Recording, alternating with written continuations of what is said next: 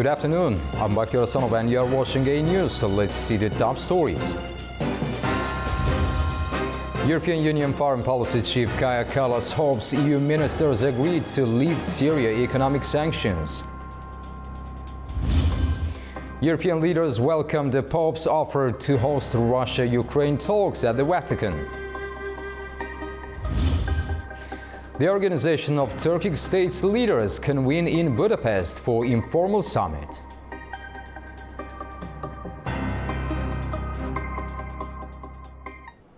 Ahead of a key meeting in Brussels, EU Foreign Policy Chief Kaja Kallas said that the bloc may lift economic sanctions on Syria to help the country recover and stabilize.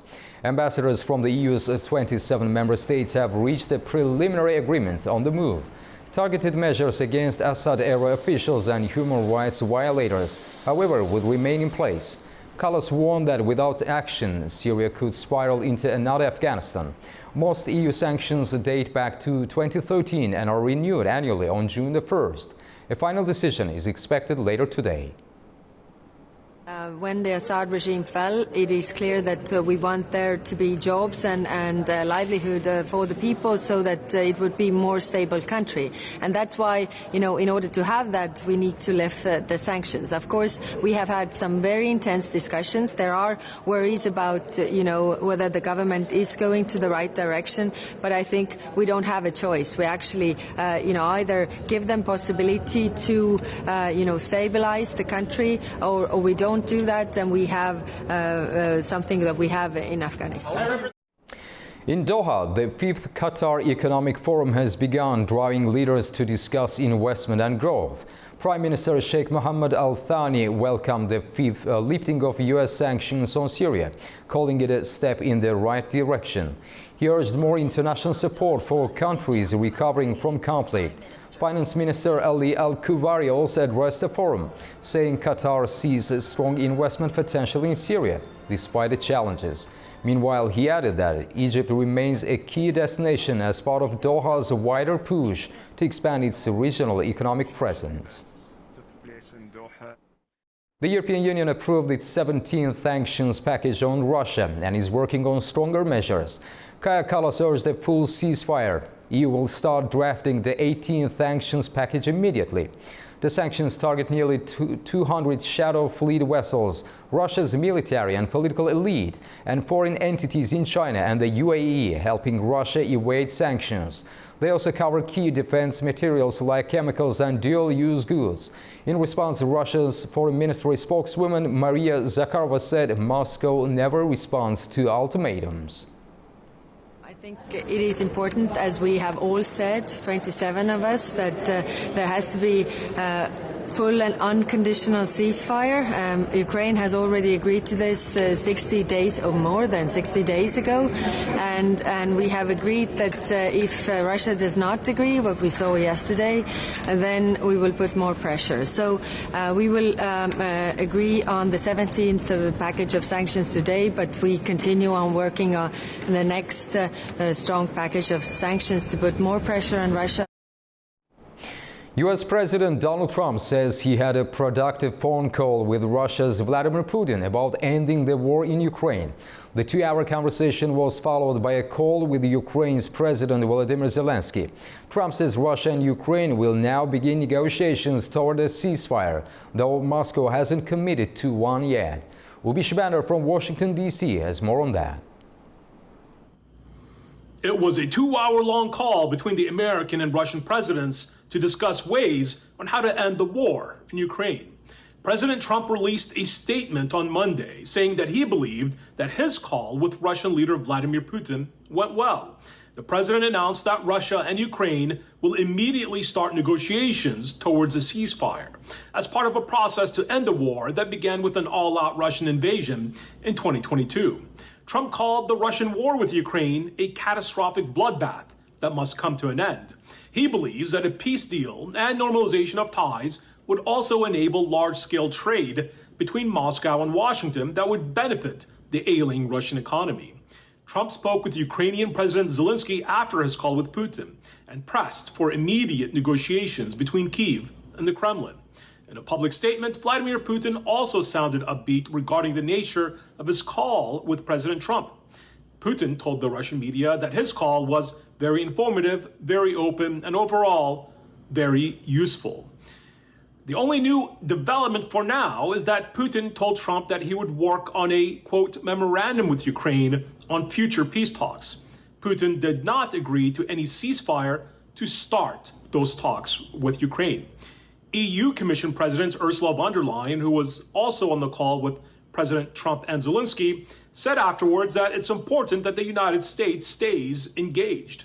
Republicans in the U.S. Congress have told the Trump administration that they are ready to introduce new sanctions that would hit the Russian economy hard if the Russians do not prove serious in their negotiations.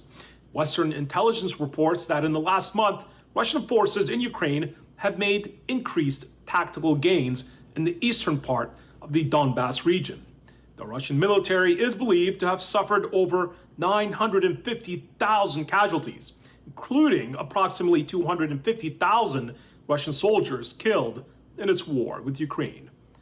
Ubay Shabander, Washington, D.C., AnewZ.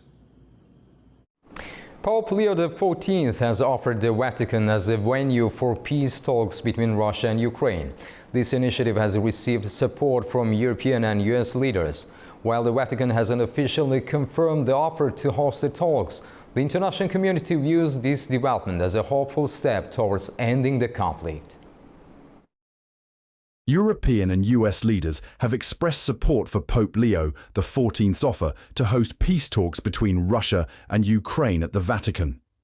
Italian Prime Minister Giorgia Meloni confirmed that leaders, including Ukrainian President Volodymyr Zelensky, French President Emmanuel Macron, and German Chancellor Friedrich Merz, discussed the initiative with US President Donald Trump following his conversation with Russian President Vladimir Putin. The Pope, the first American-born pontiff, emphasized his commitment to global peace during his inaugural Mass, calling for a just and lasting peace.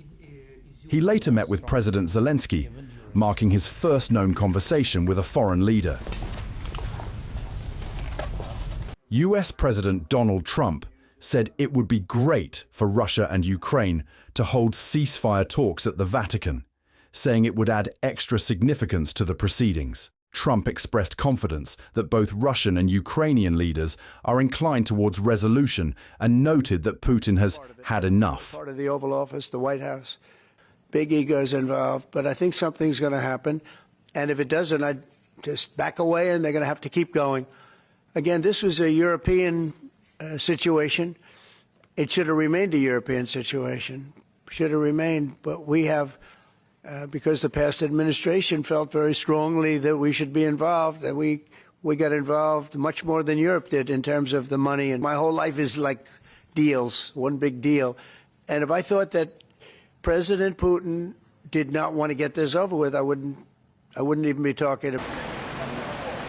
While the Vatican has not officially confirmed the offer to host the talks, European leaders have welcomed the initiative. Prime Minister Meloni says that the Holy Father's willingness to host the talks at the Vatican was considered positive, and Italy is ready to facilitate contacts and work for peace. The proposal represents a significant diplomatic effort involving religious and political leaders aiming to address the ongoing conflict in Ukraine. Ukrainian President Volodymyr Zelensky says Kiev and its partners are exploring a high-level peace summit with Russia, the United States, EU nations and the UK. He suggested the meeting could take place in Turkey, the Vatican or Switzerland. During calls with US President Donald Trump, Zelensky stressed the need for a ceasefire or more sanctions on Russia and to ensure no deals are made without Ukraine's involvement. I had 2 phone calls with President Trump today in different formats. During the first call, we talked about what is very important for Ukraine, the ceasefire. We talked about these things in Istanbul and before that. The second topic we talked about is the readiness of the United States to make more serious sanction steps. I asked him to consider it and impose the sanctions if Russia does not support the ceasefire and doesn't want to end this war. The United Nations is calling the latest humanitarian aid trucks for Gaza a drop in the ocean and urges for an urgent increase in assistance. It's after Israel allowed 9 vehicles to enter the Strip after an 11-week blockade. After 11 weeks of total blockade, Israeli authorities have allowed limited humanitarian aid to enter Gaza. The United Nations has welcomed the step, but says the amount of aid permitted is far from enough. Remain in place. Today, he said 9 of our trucks were clear to enter via the Karim Shalom crossing, but it is a drop in the ocean of what is urgently needed, and significantly more aid must be allowed into Gaza starting tomorrow morning. To say that this is a drop in the ocean is a clear understatement, right? Of course, 9 trucks is better than no trucks, but we need a massive uptick of humanitarian aid. Responding to Israeli and US efforts to restructure aid mechanisms, the UN reaffirmed its position. The organisation's spokesperson emphasised that until a ceasefire is reached, priorities remain for aid deliveries and the release of hostages. We need to get the hostages out. We understand there are discussions going on with the help of the mediators, with the help of the US, the help of Qatar, the help of Egypt, to get Israel and Hamas to agree. We need that to happen. In the meantime, we will continue to do our work proudly under very difficult circumstances, very dangerous circumstances. As I mentioned, 3 more of our colleagues were killed today, 2 of them on an airstrike in what had been an UNRWA school. But we do not need to bend on our principles on how we do our work. The UN has always said that Gaza needs at least 500 trucks of aid and commercial goods every day. The World Food Programme says more than 116,000 metric tons of food, enough to feed 1 million people for up to 4 months, is standing ready to be brought in. However, it remains unclear how much aid would be allowed in and how it would be distributed. Since the Gaza aid blockade began on the 2nd of March, 57 children have reportedly died from the effects of malnutrition, according to the Ministry of Health. If the situation persists, nearly 71,000 children under the age of 5 are expected to be acutely malnourished over the next 11 months. UK, France and Canada call the current aid insufficient, urging Israel to lift restrictions. They also warn they will take further concrete actions if Tel Aviv doesn't allow assistance through. The warning comes as thousands of aid trucks wait at the Gaza border, surrounded by uncertainty of when they can be delivered. Israel has intensified its military offensive on Gaza, with airstrikes hitting multiple areas across the besieged enclave. Dozens of Palestinians have reportedly been killed and many more injured as humanitarian concerns continue to grow amid a deepening crisis. The Israeli government says its actions are aimed at dismantling militant infrastructure, while critics cite mounting civilian casualties and displacement. To help us unpack the developments and Israel's strategic rationale, we are joined by Maurice Hirsch, Director of Legal Strategies at the Jerusalem Center for Security and Foreign Affairs. Mr. Hirsch, thank you so much for joining us on AnewZ. Hi, good afternoon.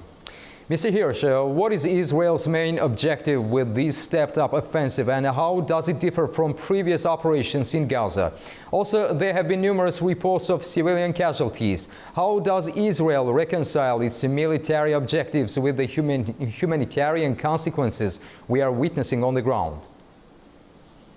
So first of all, we have to stress that Israel's goals from the outset have been the same: to dismantle the genocidal terrorist organization that is Hamas, to deprive it of its military capabilities and of its governance capabilities in the Gaza Strip, and to, no less importantly, to free the hostages being held by the genocidal terrorists in the Gaza Strip.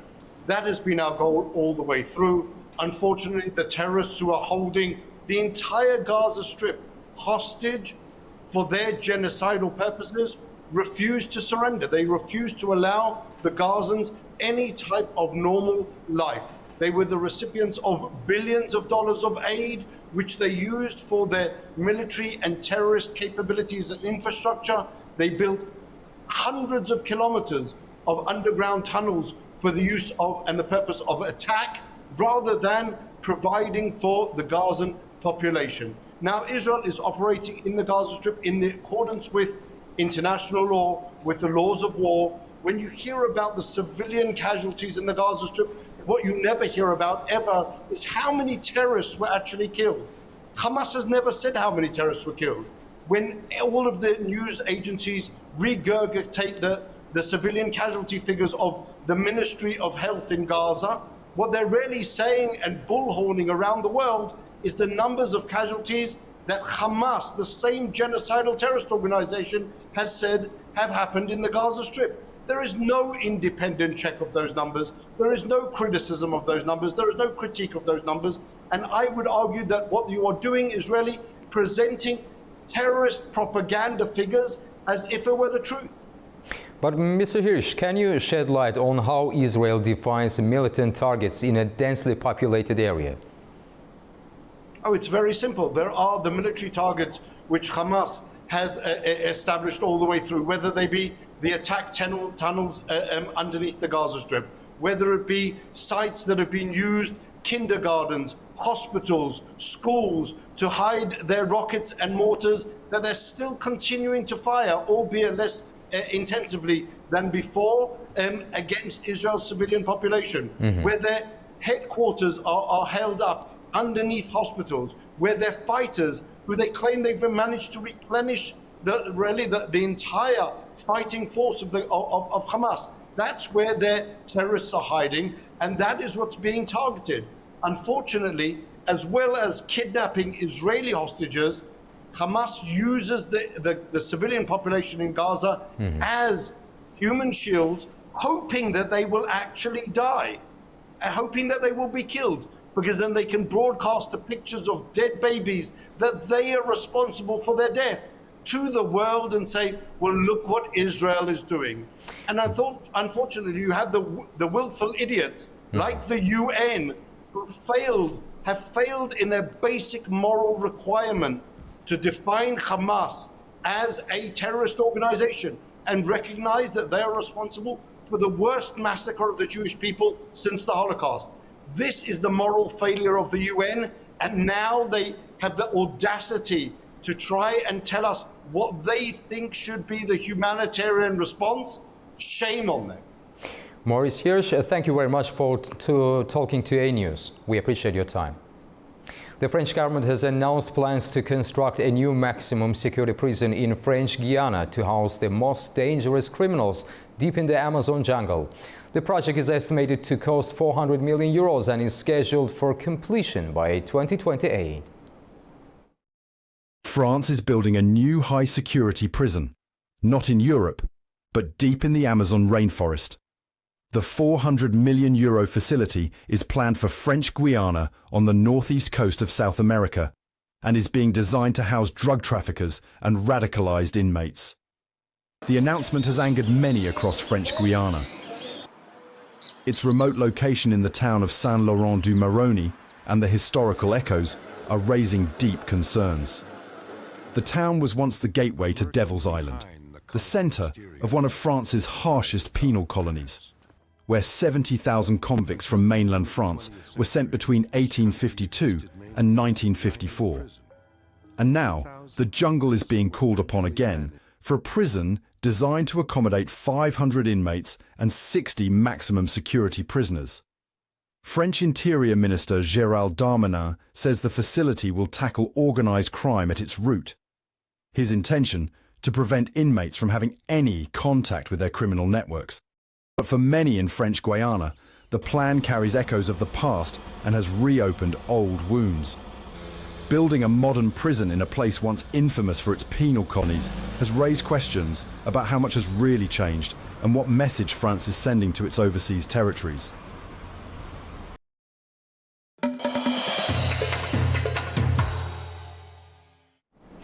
In the capital of Hungary, the summit of the Organization of Turkic States kicks off.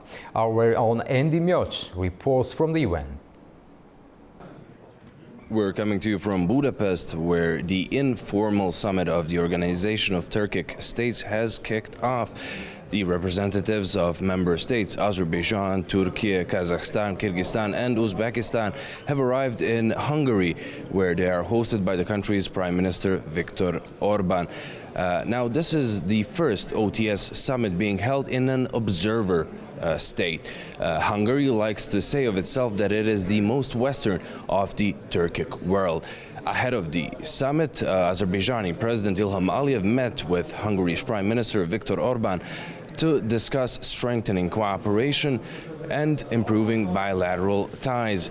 The two countries have been strategic partners since November 2014 and have taken a step further in January 2023 when they signed a declaration on expanded strategic partnership.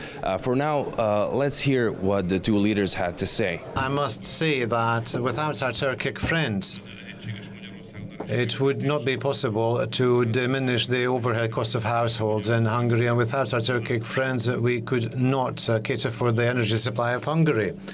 There are currently proposals on the table which want to disrupt this form of cooperation, but we shall do our best to ensure the survival of this, and we await long and difficult debates in Brussels. And from that, it derives, ladies and gentlemen, that the value of reliable partners increases. And once again, let me reiterate, without a Turkic friends, energy supply would not be secure in Hungary. Next year, there will be signed a new contract. We've exchanged views on that as well.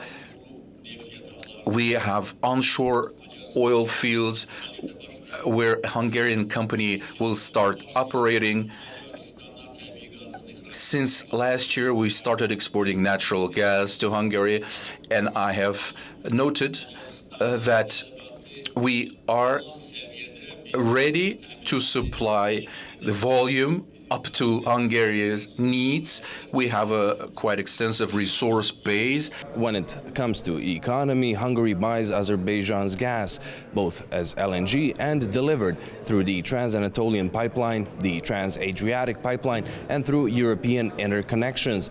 Budapest has invested over $1 billion in Azerbaijan, with one of the most notable examples being Hungary's MVM Group, buying a 5% stake at the Shah Deniz gas field. Hungary and Azerbaijan, along with Georgia and Romania, are in a joint venture that's meant to transfer green energy from the South Caucasus to Europe. Now, this strategic partnership doesn't only cover trade and energy, it also covers policy. Hungary has always supported Azerbaijan's sovereignty and territorial integrity, and Hungary's companies are now engaged in some of the projects of reconstruction in the Karabakh region. Now, the gathering of OTS leaders is meant to be a waypoint for the future of the organization, while Hungary says this meeting will strengthen its role as a link between the West and the East. A Budapest declaration is also expected to be signed at the end of the summit. From Budapest for AnewZ, Demining. The Azerbaijan National Agency for Mine Action has released its latest weekly report on demining operations conducted in areas liberated from occupation. From May 12th to 18th, mine and unexploded ordnance clearance operations were carried out in Tertar, Agdara, Kelbajar, Agdam, Kocaeli, Khankendi, Kocavand, Lachin, Shusha, Fizuli, Gubadli, Jabrail and Zengilon. During the operations, 36 anti-personnel mines, 23 anti-tank mines and 377 unexploded ordnances were neutralized. In total, more than 1,200 hectares of land were cleared. The agency says efforts to eliminate mine threats and ensure safety in the region are ongoing. Landmines continue to pose a serious threat to communities long after conflicts have ended, putting lives at risk, blocking progress and slowing recovery. It's a reminder of the need for global support and teamwork to clear those areas, those deadly remnants of war, and help affected communities move forward. Landmines are silent traps hidden in the ground, widely used during conflicts due to their low cost, ease of deployment, and long-lasting impact. The threat posed by landmines is severe and ongoing, with over 100 million people worldwide at risk. The United Nations Mine Action Service, UNMAS, has spent over 20 years addressing the needs of communities affected by explosive hazards, focusing on the safety of civilians, peacekeepers, and humanitarians. Its work includes mine clearance, risk education, and support for affected populations. Every year, thousands of people around the world fall victim to landmines. According to the United Nations, one person is either killed or injured by these devices every hour, with children being particularly at risk. This highlights the persistent danger landmines pose to civilians, even long after conflicts have ended.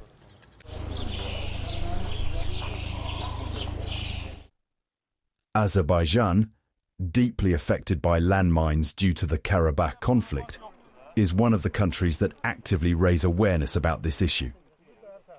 Since the conflict began, approximately 4,000 people have fallen victim to landmines. Even after the conflict ended in 2020, over 380 people have lost their lives due to landmines, underlining the ongoing risk. The country is still in the process of clearing landmines from its territory, and experts suggest it could take decades to complete this task. In addition to the human toll, landmines also have significant environmental consequences. Landmines make land and resources inaccessible, causing overuse of remaining areas and soil degradation. They also harm biodiversity by triggering explosions or leaking chemicals into soil and water. Efforts observed on International Mine Awareness Day have led to greater global focus and resources dedicated to mine action, saving lives and restoring communities. However, continued international collaboration is necessary to address widespread contamination. Sustained funding, technical expertise, and cooperation are critical to ensuring the safety of affected populations and completing demining efforts. Russia's Foreign Minister Sergei Lavrov is visiting Yerevan for high-level talks with Armenian officials amid a period of recalibration in Armenian-Russian relations. Moscow has expressed hopes that this visit will strengthen political and interdepartmental dialogue, improve mutual understanding, and help both countries reach common ground on sensitive issues. To explore the implications of Lavrov's visit and what it signals about the future of Russian-Armenian relations, we are joined live from Moscow by Sergei Markov, director of the Institute of Political Studies. Mr. Markov, thank you for joining our discussion today. Thank you. Mr. Markov, what are Moscow's main objectives during this visit to Yerevan, and why is this timing significant? Moscow interesting to recover relationship with Armenia for the few reasons. Because Armenia is part of the Eurasian Economic Union, it's important to make a better behavior of Armenia in such a Eurasian Economic Union, because Armenian leaders, they have, hesitating, and they have different tricks, I would say, with such Eurasian Economic Union. Same with organization of the collective self-defense treaty. And also it's important to make the relationship between such organization and Armenia better. Also about undermining of anti-Russian sanctions. Russia used Armenian territory for the avoiding such kind of anti-Russian sanctions. This situation is going on, but anyway, it's important to improve.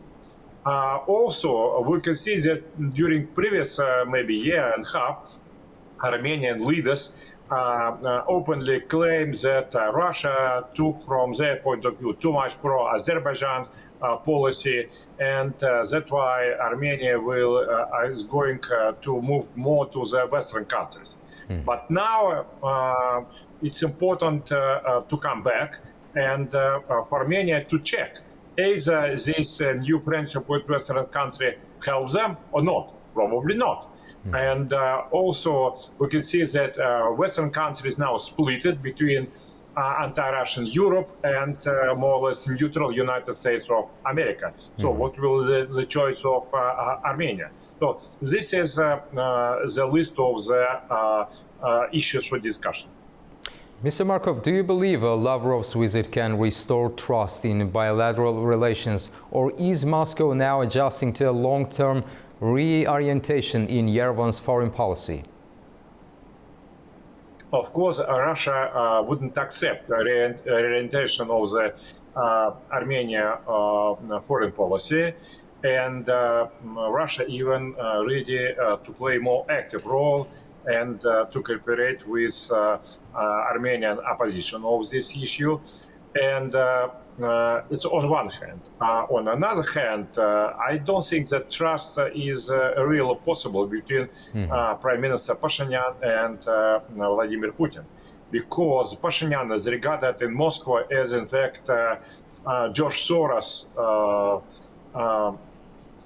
schoolboy, and Pashinyan regarded as a pro-Western politician, and there was a lot of cases when Pashinyan directly lied to Vladimir Putin.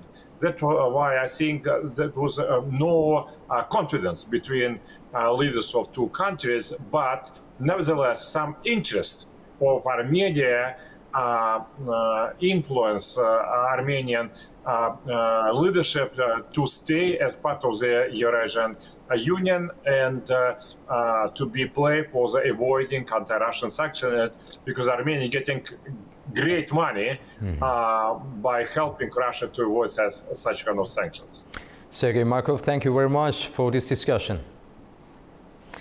After a successful edition held in Baku, AnewZ talks traveled through the region. Today in Astana, Kazakhstan, we will be discussing the convergence of media and diplomacy. Our Katie Wilson has more details.